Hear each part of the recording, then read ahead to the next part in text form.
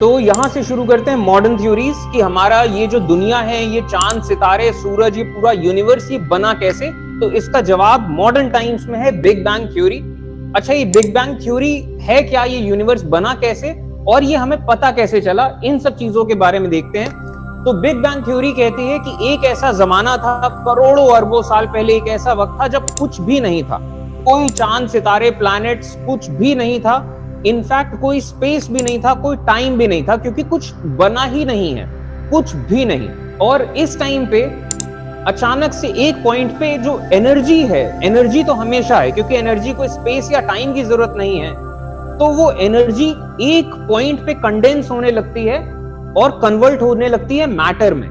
और फिर ये पॉइंट ये एक्सपैंड होता है, और ये जब पॉइंट एक्सपैंड होता है तो इसी स्फीयर के अंदर ही बनता है स्पेस। जितनी भी जगह है वो इस स्फीयर के अंदर ही बनती है। और ये जो फिजिकल रियल में जो चीजें आती हैं, मटेरियल बनता है, तो यहीं से टाइम का डायमेंशन आता है। और फिर ये छोटा सा पॉइंट बड़ा होता चला गया और आज भी बड़े होते जा रहा है बहुत तेजी से। और फिर ये जो पूरा यूनिवर्स बना, इस पूरे यूनिवर्स में सबसे पहले कुछ पार्टिकल्स बनने शुरू होते हैं, क्वार्क्स जिन्हें हम कहते हैं। एंड इन पार्टिकल्स के साथ साथ एक दूसरे पार्टिकल्स, ग्लूऑन्स, जो कि इन क्वार्क्स को जोड़ने का काम करेंगे। और ये क्वार्क्स और ग्लूऑन्स के मिलने से ही सब एटॉमिक पार्टिकल्स का राइज होता है।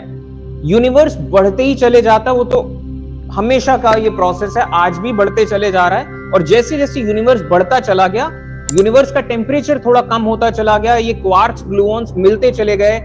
स्टार्टिंग में ड्यूटेरियम एटम बनता है, इसमें इलेक्ट्रॉन्स नहीं है, हाइड्रोजन है लेकिन इलेक्ट्रॉन्स अभी नहीं है। बाद में फिर इलेक्ट्रॉन्स भी जुड़ते हैं, न्यूट्रल एटम्स का राइज होता है, और हाइड्रोजन और हीलियम से भरा हुआ है यूनिवर्स।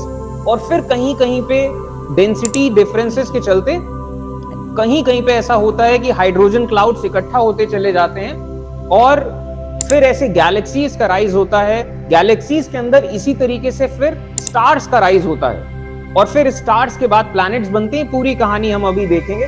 तो ये था बिग बैंग थ्योरी का एक बेसिक शॉर्ट फॉर्म में। अच्छा, ये जो चीज है बिग बैंग थ्योरी, जो एक्चुअली रीजन देता है कि हमारा ये यूनिवर्स बना कैसे, तो वैसे पता नहीं कहां से अब कैसे चलता है ये सब चीजें।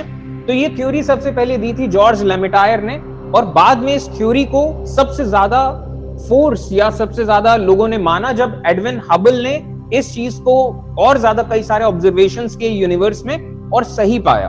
तो अच्छा, ये क्या ऐसा हुआ था कि बिग बैंग थ्योरी सही है, ये चीज पता कैसे चलता है? तो एडविन हबल, जिनके नाम पे हबल टेलीस्कोप का नाम रखा गया, तो इन्होंने टेलीस्कोप लगा के और स्पेक्ट्रोमीट्री जो एक चीज होती है, इस चीज के चलते स्टार्स को नोटिस करना शुरू किया, गैलेक्सीज को। तो एडविन हबल ने ये चीज पाया कि जब हम गैलेक्सीज को ऑब्जर्व करते हैं तो हमें ये दिखाई देता है कि गैलेक्सीज दूर जा रहे हैं। तो हम इधर की गैलेक्सी को देखें तो ये भी दूर जा रहा है, हम इधर की गैलेक्सी को देखें तो ये भी दूर जा रहा है, इधर की गैलेक्सी को देखें तो ये भी दूर जा रहा है। तो सारे के सारे गैलेक्सीज, जितने गैलेक्सीज हमें नजर आते हैं, ये सब के सब हमसे दूर जा रहे हैं। तो ये जो चीज हमने ऑब्जर्व करी, तो ये किस तरफ इशारा करता है? ये इसी तरफ इशारा करता है कि यूनिवर्स फैलता जा रहा है।